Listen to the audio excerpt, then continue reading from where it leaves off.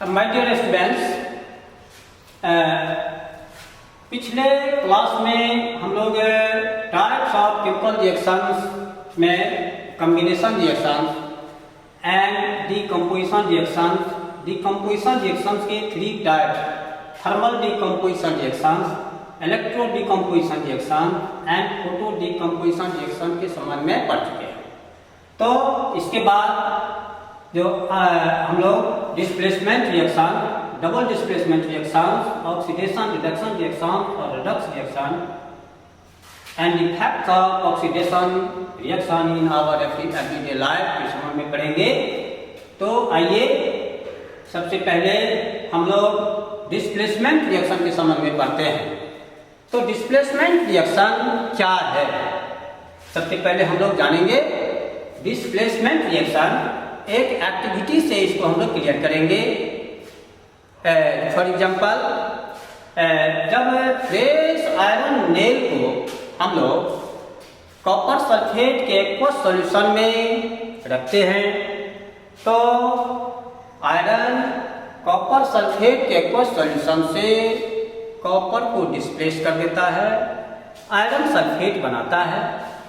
इस रिएक्शन में copper sulphate का कलर ब्लू होता है, जो आयरन सल्फेट में चेंज हो जाने के बाद और कॉपर को फ्री स्टेट में प्योर फॉर्म में अलग जाने के बाद जो प्रोडक्ट फॉर्म होता है उसके कलर भी चेंज हो जाते हैं।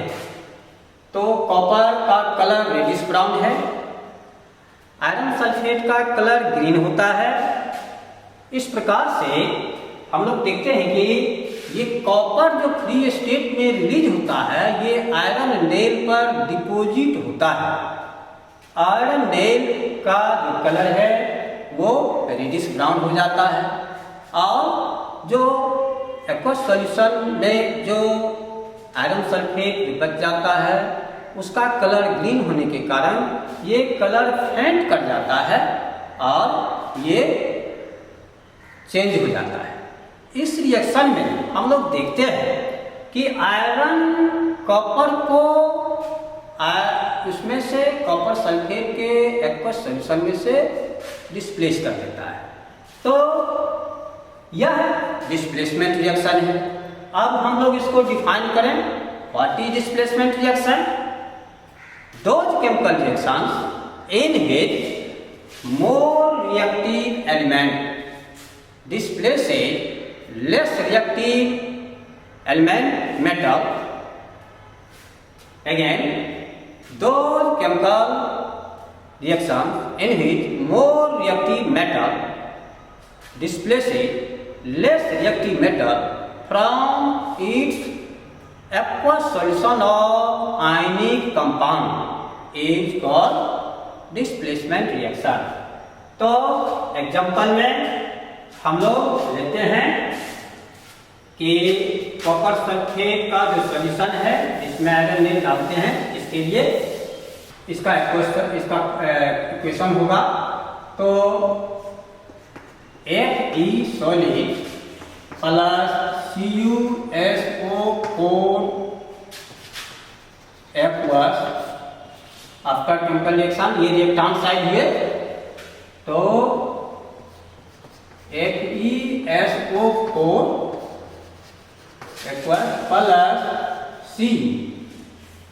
CuSO4 इसका कलर ब्लू होता है, FeSO4 इसका कलर ग्रीन होता है और कॉपर का जो कलर है वो रेडिश ब्राउन। इस तरह से जो इसमें हम लोग देखते हैं कि आयरन कॉपर को डिस्प्लेस करके आयरन का सल्फेट बनाता है और कॉपर को फ्री स्टेट में रिलीज कर देता है प्योर फॉर्म। इस प्रकार से यह डिस्प्लेसमेंट रिएक्शन का एक बेस्ट एग्जांपल है। इस में हम लोग यह भी ऑब्जर्व करते हैं कि केमिकल रिएक्शन में जो चेंज इन कलर जो ऑब्जर्व की जाती है वो भी इसमें ये ब्लू कलर चेंज होकर के ये ग्रीन कलर है ये ग्रीन कलर पूरे यहाँ ग्रीन न रह करके, क्योंकि ये रेड पूरे मिक्सचर में रहता है, इसलिए ये फेंट कर जाता है। तो जो प्रोडक्ट मिलता है उस प्रोडक्ट का कलर फेंट कर जाता है, और इस तरह से ये फेंट कर जाने के बाद ये पूरे ग्रीन भी नहीं रहता, लाइट ग्रीन हो जाता है, और उसमें रेडिश ब्राउन कलर भी कुछ मिक्स है, इसलिए इसका कलर लाइट हो जाता है। ये डिस्प्लेसमेंट रिएक्शन हुए। तो इस तरह से और भी एग्जांपल्स हैं, हम लोग इसके बाद डबल डिस्प्लेसमेंट रिएक्शन के संबंध में पढ़ेंगे। डबल डिस्प्लेसमेंट रिएक्शन क्या है? डबल डिस्प्लेसमेंट रिएक्शन, तो डबल डिस्प्लेसमेंट रिएक्शन क्या है? इसमें भी एक एक्टिविटी से हम लोग इसको समझ सकते हैं।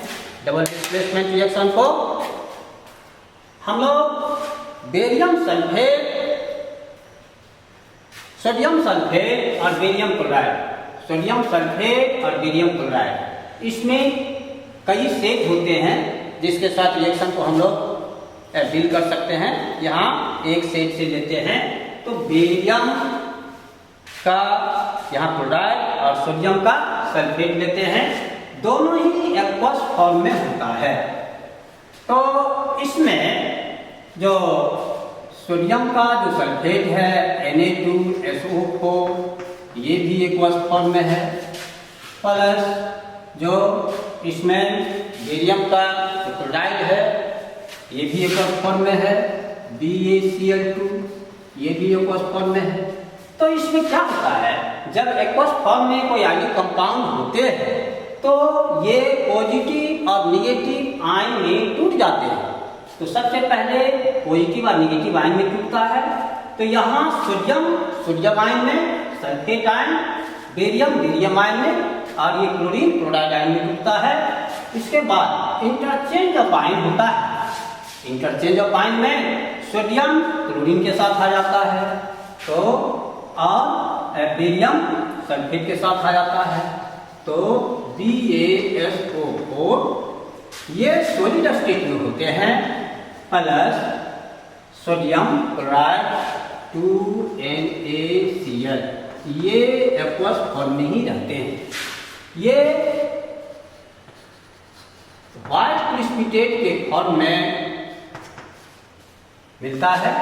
इस प्रकार से हम लोग देखते हैं कि कुछ केमिकल रिएक्शन ऐसे होते हैं जिसमें दो प्रकार के metals, two metals in which one is more reactive than other, यानी दो मेटल के जो आयनिक कंपाउंड लेंगे उसमें एक मेटल दूसरे से ज्यादा रिएक्टिव होना चाहिए। इस प्रकार से यहाँ हम लोग देखते हैं बेरियम है और ये सोडियम है, दोनों डिफरेंट रिएक्टिविटी का है।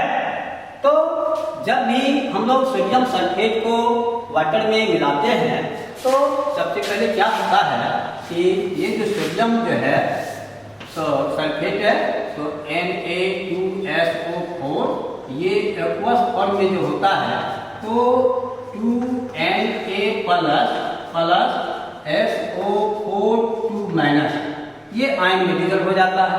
बेरियम क्लोराइड का भी यही है, जब इसको वाटर में डिजोल्व करते हैं तो BaCl2 एक्वस, वाटर में डिजोल्व होने के बाद ये सॉल्यूशन एक्वस सॉल्यूशन कहलाता है, ये टूट जाते हैं Ba2 प्लस 2Cl-।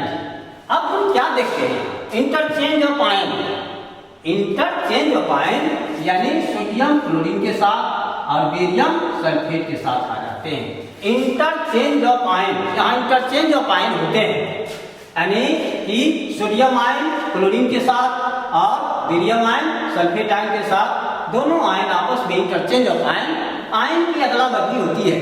इस प्रकार से जो केमिकल रिएक्शन होते हैं, इस रिएक्शन को हम लोग डबल डिस्प्लेसमेंट रिएक्शन कहते हैं। क्यों कहते हैं? इसलिए कि इसमें डिस्प्लेसमेंट किसी एक का नहीं बल्कि दोनों का हुआ है, क्योंकि सोडियम का पोजीशन बेरियम लिया है तो बेरियम का भी पोजीशन सोडियम ले लेता है, तो दोनों का डिस्प्लेसमेंट हो रहा है, इसलिए इसको हम लोग डबल डिस्प्लेसमेंट रिएक्शन कहते हैं।